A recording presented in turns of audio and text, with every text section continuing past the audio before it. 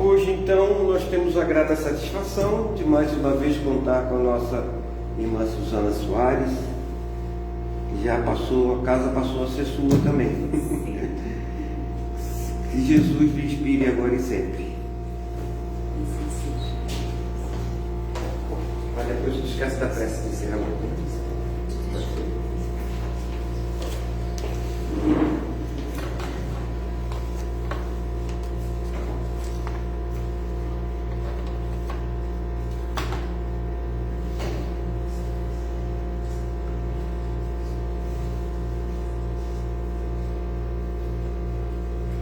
Boa noite, queridos irmãos, queridas irmãs.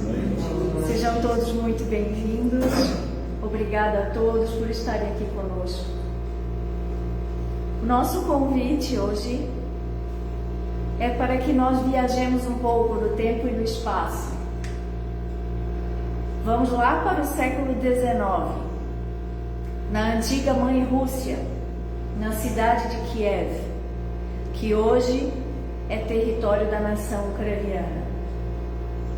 No ano de 1869, lá vivia um nobre chamado Dmitri Burborokov, um conde.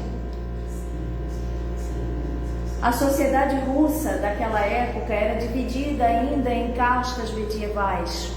Existiam os nobres, que eram proprietários de longas extensões de terras, e os chamados mujiks, que eram colonos, que trabalhavam em condições muito precárias na produção daquelas terras. O nosso conde era um desses ricos herdeiros de terras, e na juventude se envolveu com a guerra da Crimeia, gostava de guerras, de violência, era considerado pelo czar um herói de guerra. Porém, aos 30 anos de idade, ele foi acometido por reumatismos muito fortes, muito violentos. E na sua arrogância de nobre, preferiu a vida na corte, gostava de muitas moças, mas nunca quis o casamento, que era muito comum na época na aristocracia russa. E tinha os cuidados da mãe, enquanto estava doente. E foi transferindo aos poucos os bailes, os saraus, os eventos de arte, de outros salões na cidade de Kiev para sua casa, já que ele começava a ter dificuldades de locomoção. Em 1868, a mãe do conde faleceu e logo em seguida ele se torna paralítico. Para ele, a paralisia era uma vergonha pública e, decidindo então não se expor publicamente como um inválido, ele se muda para sua fazenda, para sua herdade no interior. E o conde, a essa altura, se achava a pessoa mais infeliz e vítima do mundo. Ele já havia tentado todos os tipos de tratamentos para se curar. Fora para a Alemanha, para a França, para a Inglaterra, e se submeteu a muitos tratamentos dolorosos que não tiveram nenhum tipo de progresso. E no coração dele havia tamanho orgulho, tamanho egoísmo, que ele realmente se cria uma vítima. Ele realmente pensava que não existia Deus, porque se existisse a Deus, por que Deus permitiria que ele, um nobre nascido com tantos poderes do mundo, ficasse naquela situação tão constrangedora? Naturalmente, esse quadro de sentimentos fez do conde uma pessoa bastante difícil de convivência. Ele era cercado de todos os cuidados por inúmeros serviçais, e a todos ele tratava com arrogância, com dissimulação, e mal conhecia os rostos ou a história da maioria deles. Quando mudou-se para a fazenda, tomou várias péssimas decisões de negócio, porque ele era um bom vivan, entendia de guerra, entendia da vida social em São Petersburgo e Kiev, mas não dos negócios da terra. e passou a ser cuidado por uma moça chamada Melânia, que havia sido afilhada da mãe dele e tinha sido treinada para ser governanta da fazenda. E houve um certo dia, no começo do inverno, em que o nosso conde fez um grande escândalo com o administrador da fazenda, por conta de um mau negócio que ele mesmo havia mandado o administrador fazer. E a questão durou mais de 1 hora, uma grande cena, com muitos instigamento, muitas agressões da parte do conde ao administrador da fazenda. E nesse dia, o administrador havia levado consigo um dos seus muitos filhos, que era um menininho chamado Peters. E o Peters ficou de longe assistindo durante 1 hora aquele homem tão rude, tão grosseiro, tratando seu pai de maneira tão estúpida e injusta. E Melânia estava lá contendo Peters. E Peters deixou escapar, como as crianças muitas vezes fazem na sua sinceridade ingênua: ora, mãezinha, por que o conde vive nesse mau humor quando tem tanta coisa? A situação do meu irmão Ivan é muito pior que a dele, e Ivan está sempre de bom humor e trata todos nós com carinho. E aí, o nosso conde escutou essa escapada de Peters e chamou o menino para conversar com ele. Quem é esse teu irmão? E Peters, que imaginemos para a época a emoção que estava sentindo, um pobre menino, filho de camponeses, que vivia na pobreza e que estava diante do seu nobre, do senhor das terras, do proprietário a quem seus avós estiveram condenados a servir, o seu pai estava e ele também estava. Então, diante das condições sociais da época, Peters era muito pequeno perto do nosso conde. E aí, ele explicou ao conde que ele tinha um irmão que era o filho mais velho do casal, seu pai e sua mãe, e que o Ivan estava acamado há 10 anos. E que o conde só não tinha movimentos da cintura para baixo, mas Ivan não tinha movimentos do pescoço para baixo. E aí o conde perguntou: mas provavelmente o teu irmão nasceu assim, ele não sabe como é uma vida plena e cheia de movimentos? E o Peter respondeu: não, ele ficou assim quando tinha 10 anos de idade, quando trabalhando na lavoura sofreu um acidente. E desde então acamou-se. Mas ele trata todos nós com muito amor e muito carinho e nunca reclama de nada. A sinceridade de Peters foi quase ofensiva para o nosso conde, que a essa altura já tinha 40 anos de idade e não estava acostumado a escutar verdades, muito menos a ser contrariado. E por algum motivo que só os céus podem explicar, o conde resolveu que no dia seguinte iria visitar Ivan, ia conhecer o irmão de Peters, e assim foi.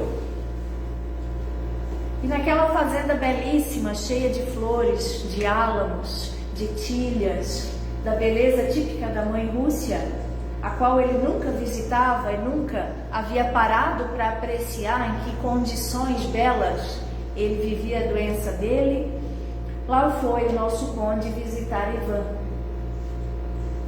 E é claro que o administrador da fazenda vivia com muita simplicidade, com muita pobreza. Tinha 7 filhos.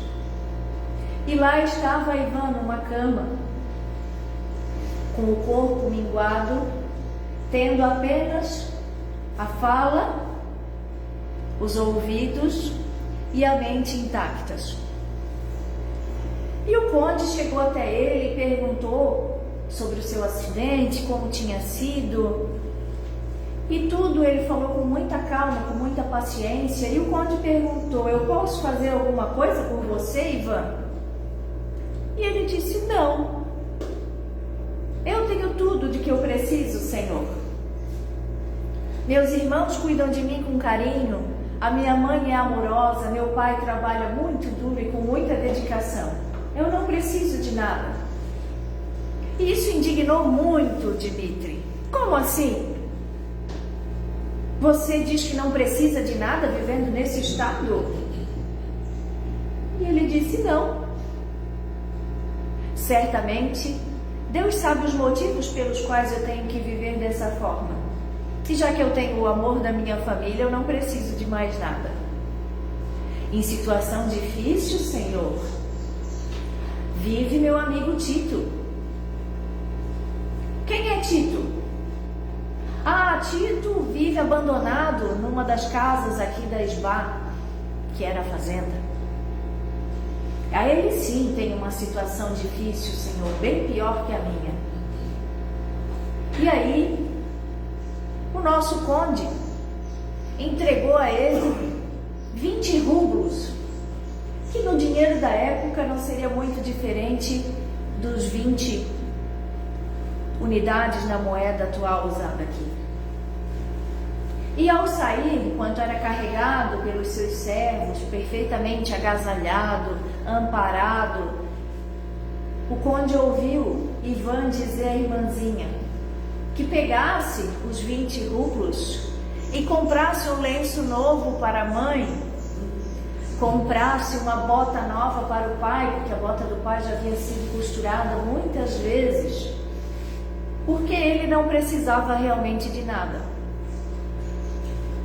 E aí o nosso conde foi então visitar Tito. E o Tito vivia numa casa em ruínas, paralisado do corpo inteiro e cego. E aí lá foi o conde de novo perguntar para Tito que história era aquela que tinha levado ele a ficar naquela situação. E o Tito contou que também tinha sido um mujique do pai do conde, que tinha servido na guerra da Crimeia e que lá se acidentou e ficou naquela situação.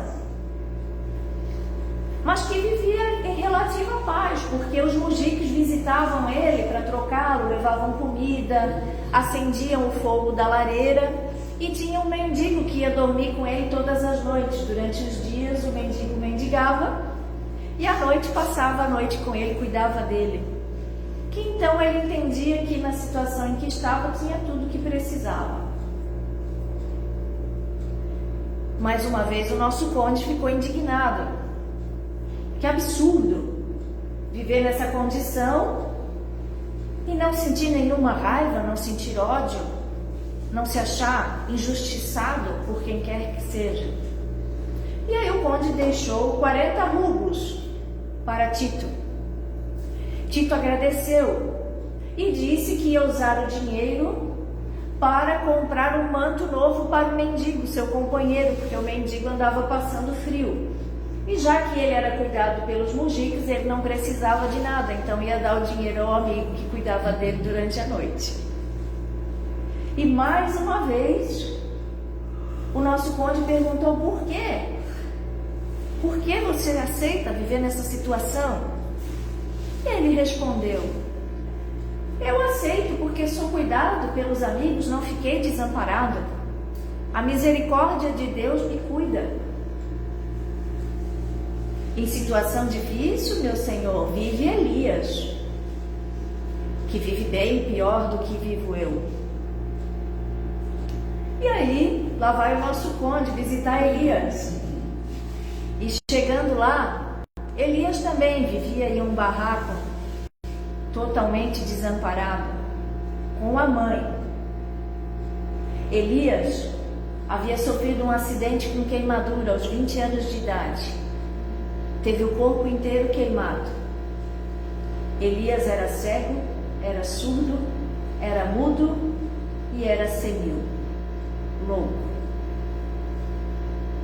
E a mãe contou ao conde toda a história e falou sobre o quanto ela odiava ter que cuidar de Elias, sobre o estorvo que ele representava na vida dela, sobre como ela achava e sonhava que ele morresse de alguma forma, ou como ela queria se suicidar para poder se libertar dele, como fizera a esposa do drogaria Kozlovsky. que se suicidou para não ter que cuidar do marido, porque aquela sim era uma sofredora.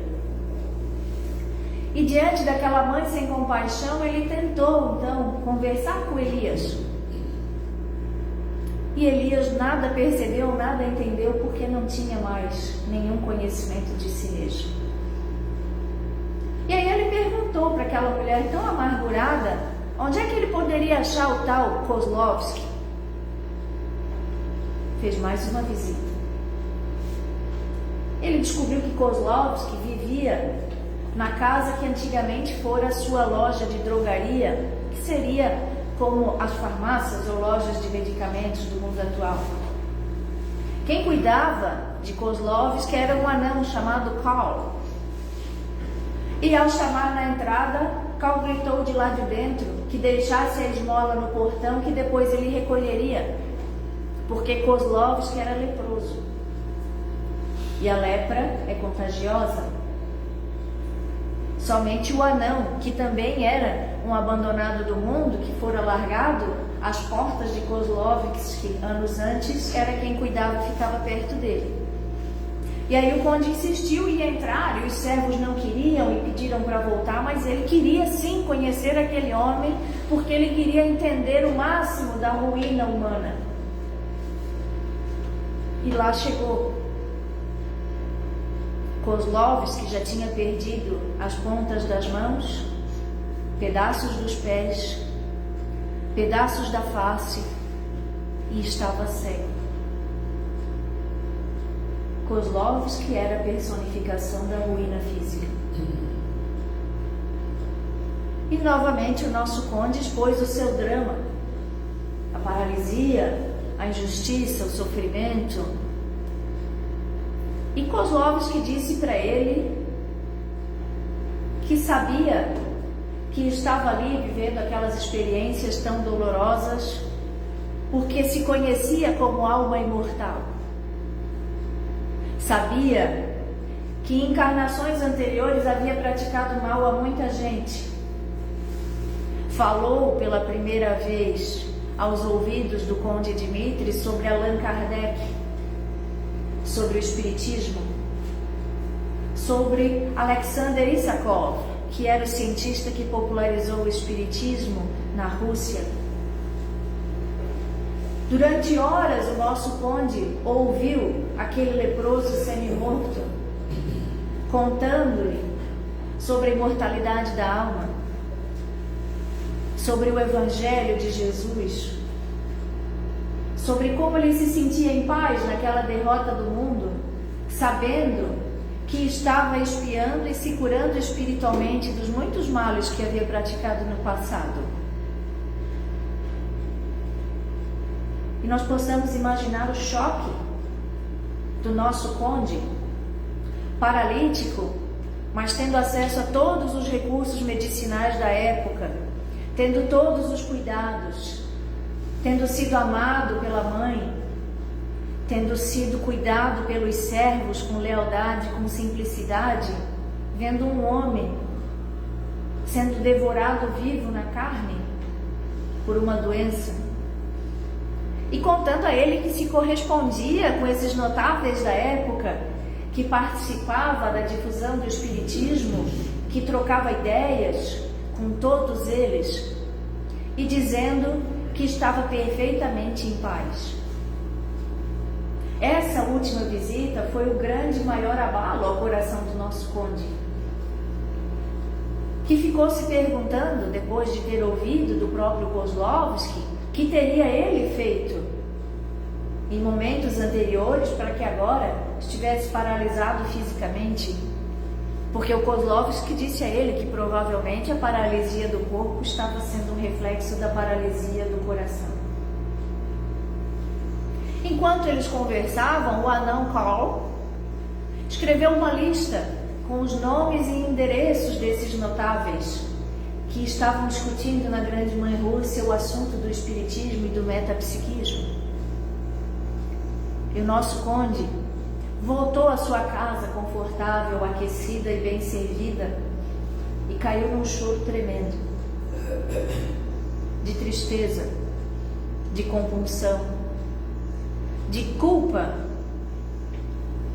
pelo seu egoísmo, pela sua autopiedade, pelo seu vitimismo. E mesmo estando no começo do inverno, que naquela região do mundo é algo bastante pesado por conta da neve e das temperaturas muito baixas, ele resolveu que iria a São Petersburgo conhecer Isakov e descobrir mais sobre esse assunto da imortalidade da alma, sobre o espiritismo e principalmente sobre Jesus. E lá ele foi, conheceu o cientista, foi perfeita e amavelmente recebido por ele. Participou de reuniões espirituais, onde teve a felicidade de receber a sua mãe materializada, comunicando-se com ele, lembrando a ele das lições espirituais que ela dava a ele na infância sobre Jesus e pedindo que ele se renovasse para viver uma vida com mais possibilidades no coração, já que ele tinha tantas possibilidades materiais ao seu dispor. O príncipe resolveu então começar ajudando aqueles mais inválidos do que ele. Chamou o administrador da SVA, ordenou que ele providenciasse para que seu filho Ivan fosse levado até a Alemanha, já que ele era ainda tão jovem, para se verificar a possibilidade de reversão das paralisias do menino. Solicitou que uma família de colonos fosse viver na casa de Tito, para que pudessem cuidar dele e do mendigo anônimo, que era o seu protetor e cuidador. Entregou também para uma família de colonos a casa onde vivia Elias com a sua mãe, que o deixou imediatamente, assim que soube que o filho estaria sob os cuidados de outros. E fez um pedido especial, que fosse construída uma casa dentro das imediações da fazenda, para que seu amigo leproso e o seu anão cuidador vivessem perto dele, porque ele queria estar mais perto daquele homem. E voltando à sua casa, quando já era primavera, a neve já vinha derretendo, nosso conde resolveu abrir o Novo Testamento. Ao acaso, como os muitos de vós ainda fazeis hoje em dia, em busca de uma inspiração, de um esclarecimento sobre os novos passos a dar, agora que essa iluminação espiritual estava no seu coração. E ele abriu o Novo Testamento no Evangelho de Mateus, no capítulo 11, versículos 28 e 29, que dizia: Vinde a mim, todos vós que estáis aflitos e cansados, que eu vos consolarei. Comigo todo jugo é suave, todo fardo é leve. Aprendei comigo, que sou manso de coração, e eu vos aliviarei o seu cansaço. Felizmente, o conde entrou para a história da mãe Rússia como o paralítico de Kiev, porque voltando às suas terras, construiu escolas, um hospital para tratar aos doentes, atendeu bem a todos aqueles que estiveram em dificuldades sob a sua tutela, promoveu uma divisão mais justa dos lucros e rendimentos financeiros com os seus mujiques, e viveu uma longa vida, tendo falecido com mais de 80 anos, quando não mais estava paralítico, mas, tendo curado um pouco do seu coração, passou a equilibrar-se sobre muletas. Vinde a mim todos vós que estáis cansados e aflitos. Quantos de nós, na hora da dificuldade, na hora das provações, nos acreditamos abandonados por Jesus? Na nossa ignorância do divino e como crianças de Deus que ainda somos, nós queremos que o Senhor venha até nós. Porque o Senhor não vem a mim atender as minhas necessidades e dar-me aquilo que eu quero.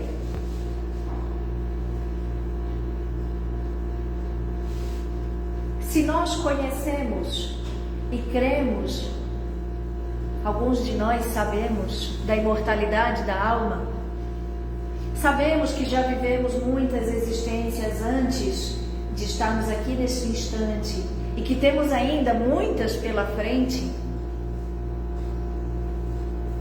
Por que ainda esperar que o Senhor venha até nós? Por que não ir até Ele?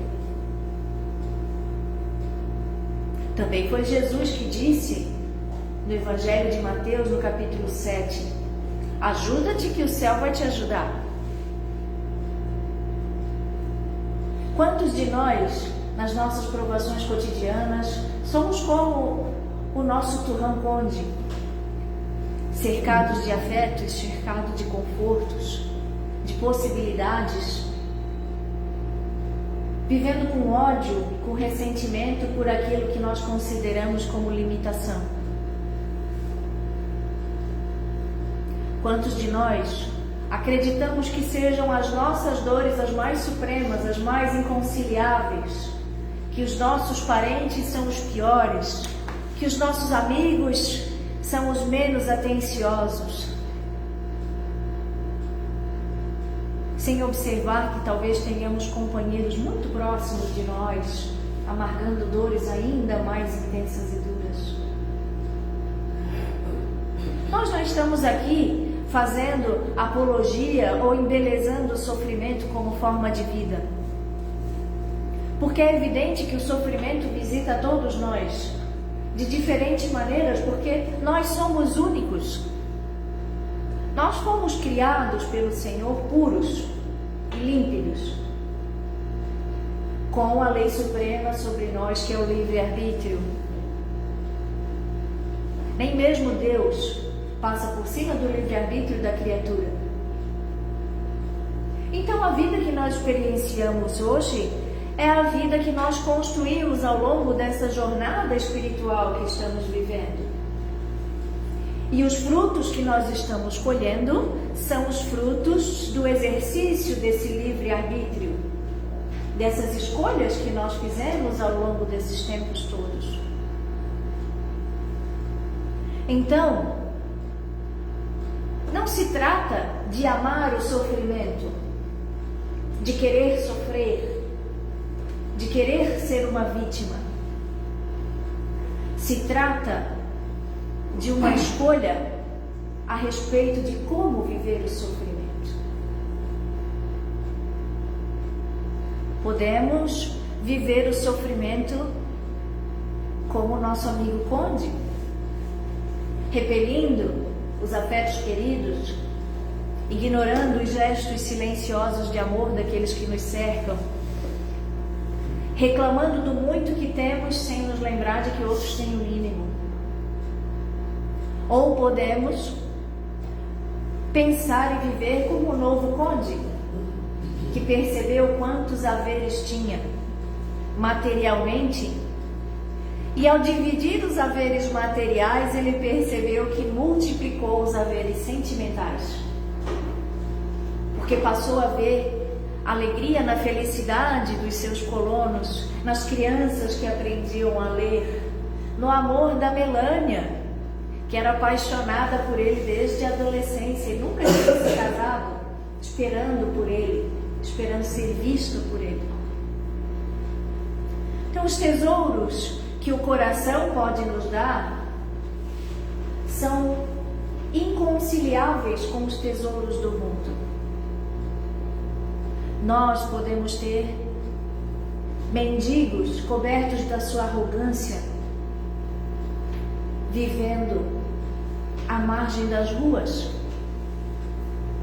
e podemos ter almas nobres e humildes habitando palácios. aquilo que nos faz maior ou menor, é aquilo que nós carregamos no coração. E o que diferencia como nós vamos passar por essa existência presente é a maneira como nós escolheremos compreender as contrariedades. Porque a felicidade nós nem paramos para analisar, não é mesmo? A felicidade, ela simplesmente é nossa e nós pensamos que é mais do que merecida. Agora a contrariedade não. A contrariedade machuca, nos faz sentir raiva. Malditos esses outros seres humanos que, como nós, também têm livre-arbítrio, né? Fazem o que querem ao invés do que nós queremos que eles façam. Como é difícil ser contrariado.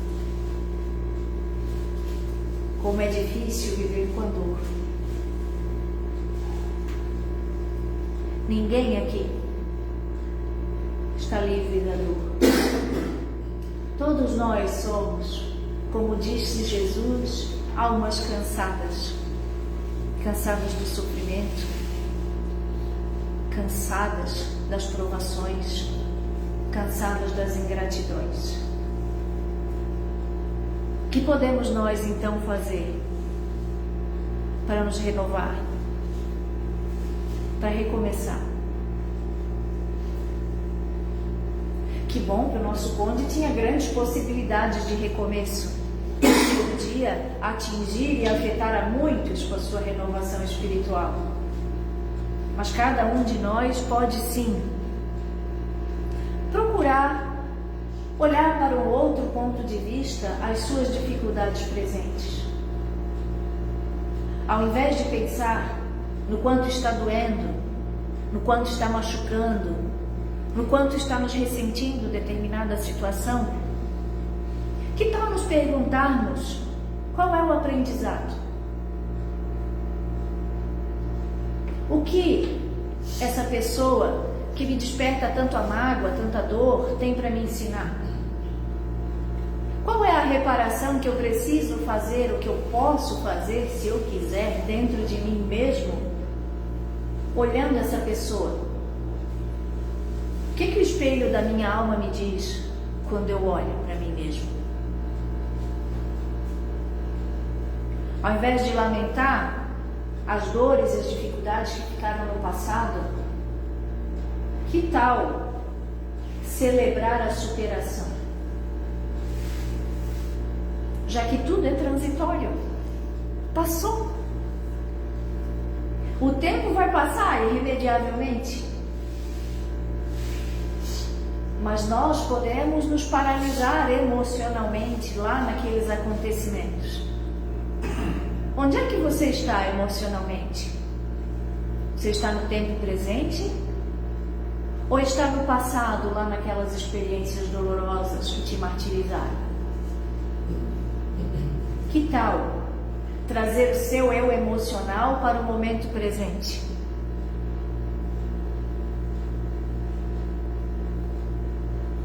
Guardar numa caixinha aquele aprendizado.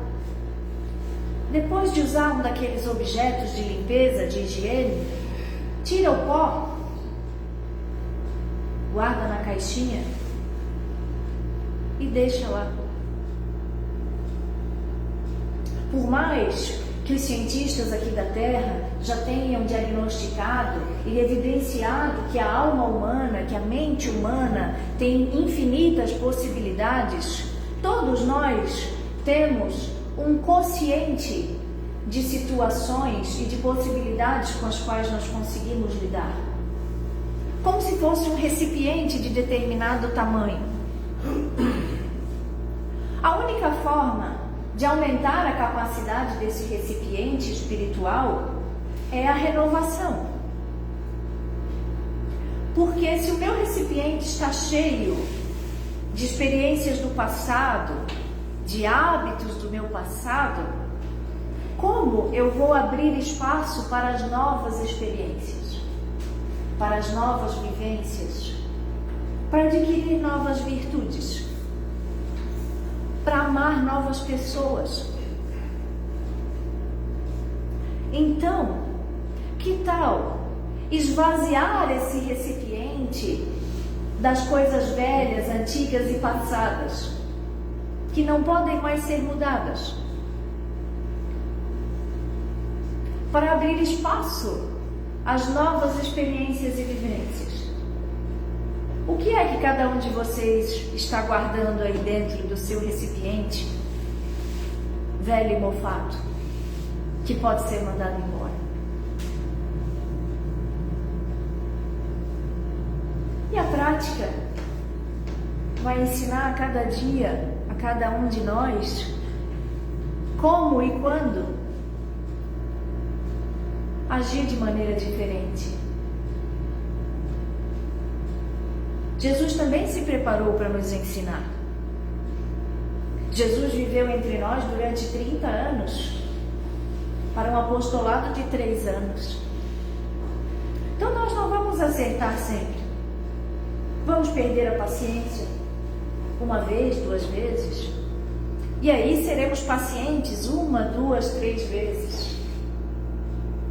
Vamos conseguir dar o perdão que está lá no passado para fazer a nossa libertação, mas talvez seremos magoados hoje ou amanhã e vamos ter dificuldade porque teremos que recomeçar o processo. Ajuda-te, que o céu te ajuda. Então, o que nós podemos fazer é sair da paralisia das emoções e do sentimento, colocar o amor em ação. Jesus só fez isso, amor em ação. Por isso foi chamado de verbo que se fez carne. O verbo é atitude. Então, o amor se corporificou entre nós para nos ensinar o caminho. Então, amor nos atos de cada dia, amor nas pequenas possibilidades. Se você não tem nada de material que possa dar, dê do seu coração. Não guarde pensamentos de que a humanidade está perdida e condenada, como se nós fôssemos um Manaus sem governo e sem amparo, porque nós estamos sim, desde o princípio da germinação da primeira poeira de espaço que formou o nosso planeta, estamos sendo cuidados e amados por Jesus. Então, quando Ele nos diz, vinde a mim, Ele nos convida a nos colocar em movimento. Ande, movimente-se, saia da paralisia. E o sofrimento vivido com um pouco mais de paz e de serenidade é sofrimento que passa mais fácil. Porque se há coisas que nós não podemos modificar, por que então nós vamos continuar nos rebelando e fazendo questão de que isso seja presente em nós, quando cabe a nós deixar que isso vire passado?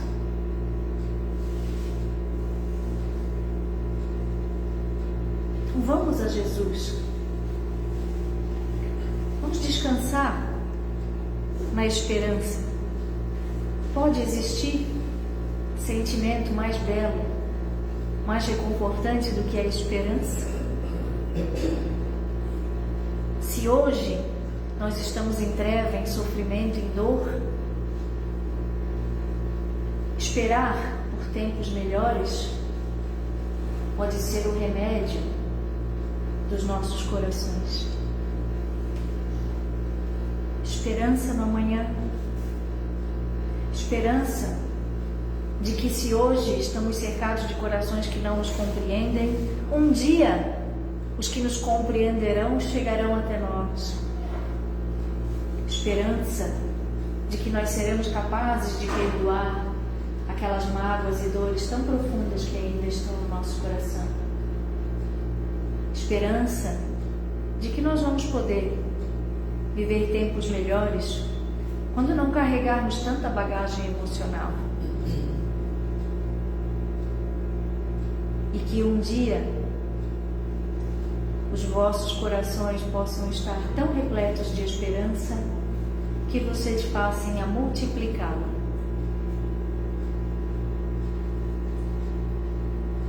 Devagarinho. Um pequeno ato de amor, de paz, de esperança aqui, outro ali, começando sempre no lar, sempre em casa, porque lá é a nossa maior escola. Servindo com um sorriso, com uma saudação, ouvindo alguém que talvez em algum momento esteja sobrecarregado e precise só desabafar, sem julgar, sem se precipitar.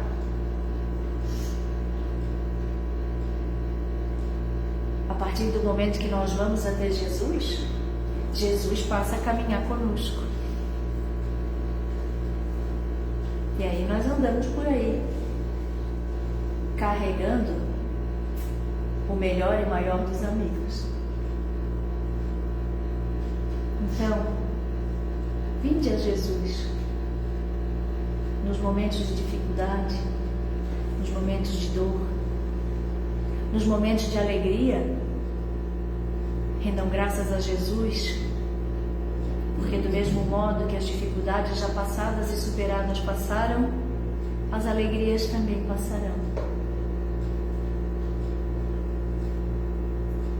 Jesus é o amigo eterno e incansável, que pode ser carregado por cada um de nós, que pode dar testemunho a cada um de nós, que já nos amparou de maneiras inimagináveis, a maioria das quais nós nem mesmo percebemos, mas que disse que todos nós que acreditássemos e caminhássemos com Ele, seguiríamos sempre na luz e jamais nas trevas. Fechemos os nossos olhos agora.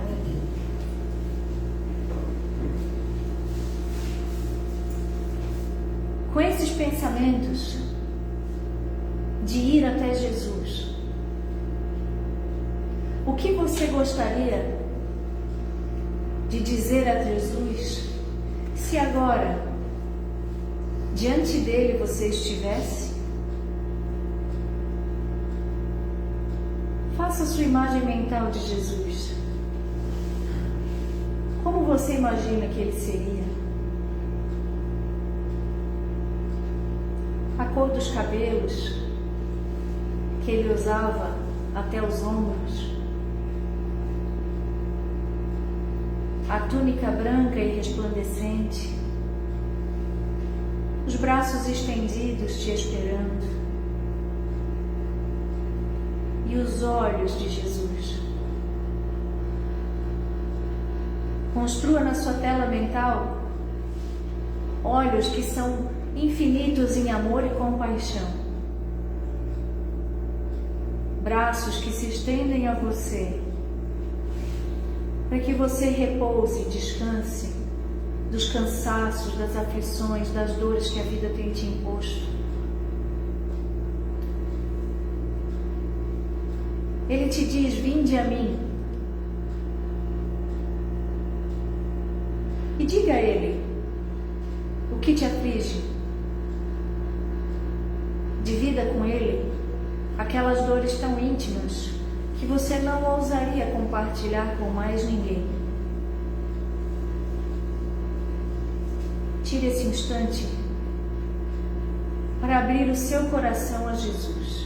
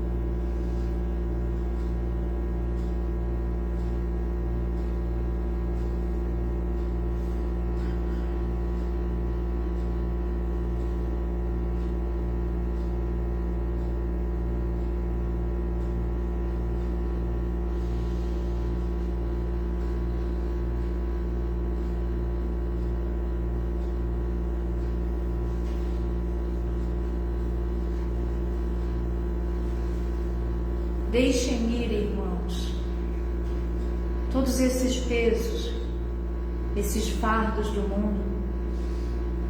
Pensem agora nas pessoas que vocês gostariam de perdoar. Perdoe. Liberte essas pessoas. Deixe que saiam do seu coração.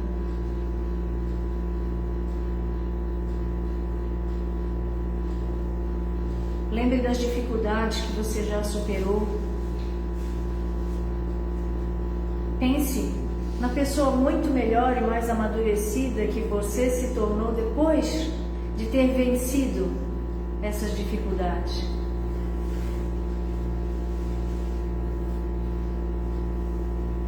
Pense nas pessoas que te amam, que fazem com que você se sinta cuidado, amparado. Pessoas que você sabe que pode contar a qualquer instante.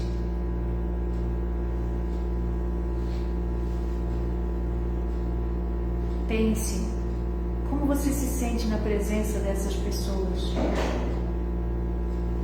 Como elas fazem você se sentir único, especial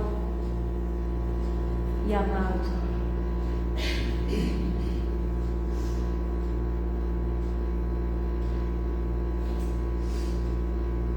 Que Jesus possa nos fortalecer para todas as nossas lutas. Que nós possamos nos recordar sempre do perdão àqueles que nos machucaram. Que possamos ter sempre o necessário para viver e enfrentar as nossas lutas. Que nós possamos ser mensageiros da paz, nunca da discórdia. Que possamos sempre ser portadores de amor, de tranquilidade. Que possamos abdicar do exercício do julgamento, respeitando o livre-arbítrio alheio, assim como merecemos que o nosso livre-arbítrio seja respeitado. E que na dúvida, na indecisão, nos lembremos sempre de Jesus, que é o caminho, a verdade e a vida, que não julgou a ninguém, que não negou paz a ninguém e que levou amor a todos. Levou ontem, nos enche de amor hoje, nesse instante, e nos proverá de amor até o infinito, para sempre. O Senhor é o nosso pastor e nada jamais nos faltará.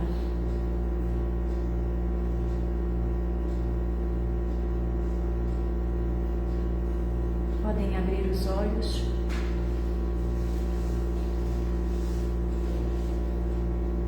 Muito obrigada a todos.